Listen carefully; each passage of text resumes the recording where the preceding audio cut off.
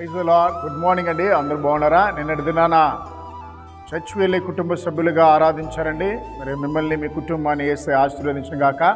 రండి కలిసి దేవుని వాగ్దానం చదువుకుందాం. యెషయా గ్రంథము 30వ అధ్యాయము 1వ వచనము. యెహోవా వాక్కు ఇదే, లోబడిన పిల్లలకి శ్రమ. ప్రియులారా, దేవుని యొక్క వాక్యం ఏంటంటే, ఈ దినాల్లో చాలామంది పిల్లలు తల్లిదండ్రులకి లోబడటం లేదండి. తల్లిదండ్రుల మాట వినడం లేదు. మీరేంది నేను చెప్పేది, నేను వినాలా, నేను చదువుకున్నా, నాకని తెలుసని తల్లి మీదే తండ్రి మీదే తిరగబడుతున్నారు. మీరు దేని బిడ్డలరా గమనించండి. మీ యొక్క ఆశీర్వాదం దేంట్లో ఉంటుందంటే మీరు లోబడటంలోనే ఉండాలి. కాబట్టి మీరు దేవునికి మొదటగా లోబడాలి. ఉదయాన్నే లేచి ప్రార్థించాలి. రెండవదిగా మీ తల్లిదండ్రులకి లోబడాలి. సో అలాగనే మీ దైవ సేవకునికి లోబడాలి. మీ యొక్క స్కూల్లో చదువుతున్న వారైతే మీ టీచర్స్కి లోబడాలి.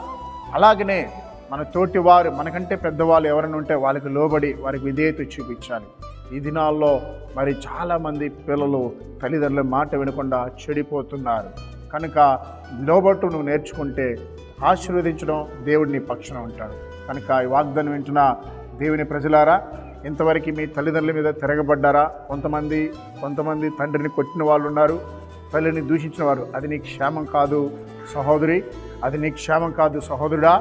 మీ తల్లి తండ్రి నీవు వారికి లోబడితేనే దేవుడు నిన్ను ఆశ్రయిస్తాడు. వాళ్ళని ప్రశ్నించే అధికారం నీకు దేవుడు ఇవ్వలేదు.